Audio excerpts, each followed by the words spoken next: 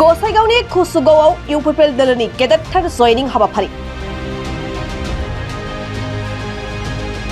हारिनि बाथ्राखौ साननानै बयबो बर' रायजो राजाफोरखौ जयन्त बसुमतारीनो भट होनो खावलायदों चन्दन ब्रह्मआ।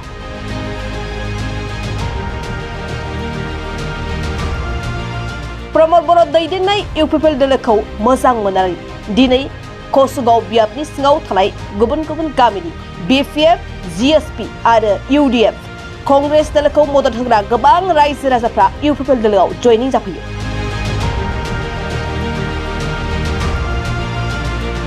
दोलोआव गोदानै हाबफैनाय रायजो राजाफोरखौ बारग' मन्त्रि चन्दन ब्रह्म, बिटिसिनि मावफुं सोद्रोमा अखिल मोसाहारिया बरायो।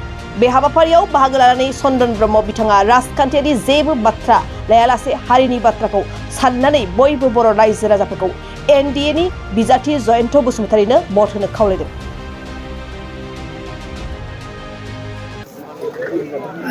कुसुगाव ब्लक जोंहा इउपिपिएल कमिटि हिसाबै बे अफिसनि लांगोनायाव मोनसे गिदिर सुबुंगमा होननांसिगोन आरो बे बिसायख'थिनि जि मेल बहायनो गोबां 500निबो बारा गुबुन गुबुन रावारि रायजो राजाफ्रा बहाय दिनैहाय जगदान होबाय इउपिपिएल राजखान्थि हान्जायाव। बेनिफ्राय बेयो फोरमान खालामो फैगौ बिसायख'थियाव जे 4 लाखनि बारा भटआव जोंनि इउपिपिएलनि केन्डिडेट जयन्त बसुमतारी मानगोनां बिथाङा देरहानानै बे ओनसोलनि जे प्रतिनिधित्व एबा थान्दै हिसाबै दिल्लीयाव थांनाया बे निश्चित जाबाय, बे स्पष्ट जाबाय। नोंथाङा मोनसे बाथ्रा बुंदों बे खेबाव जों बर'फ्रा खौसेथि जानानै एनडिएनि बिजाथिनो भट होनांगौ होननानै, मानि थाखाय जों खौसेथि जानांगौ नोंथाङा बुंदों? ना खोथायाथ' जोङो बावबाथ' जानाय नङा। 2014आव बिपिएफनि जानानै आंबो केन्डिडेट जादों आरो बे समाव आङो मन्त्रि हिसाबैनो दंमोन आरो बिपिएफआ बिटिसिआव सरकार दंमोन आरो दिसपुरावबो सरकार दंमोन।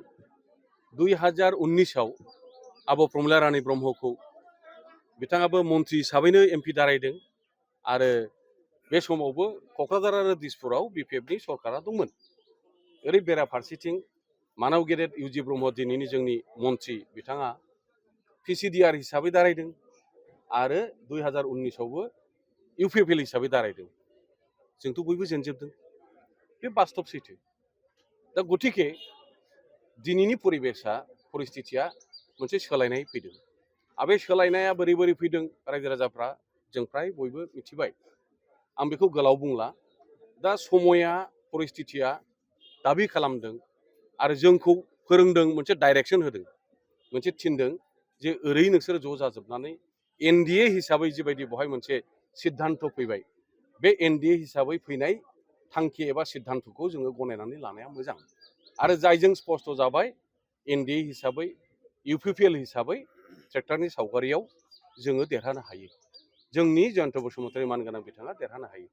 बे खोथाया बांद्राय गोथौ बिजिरलायनांगौ नंला। बे सायाव जोङो नायब्लाबो एसे सायाव जों नायब्लानो जों बे जिनिसखौ जों नुनो हायो। बेखायनो गले गले बुंबाय थानाय जादों।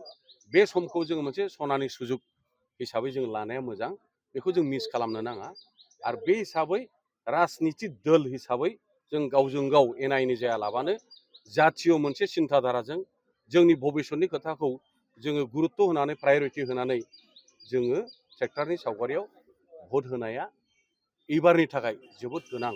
बे बाथ्राखौसो आं बुंबाय थादों।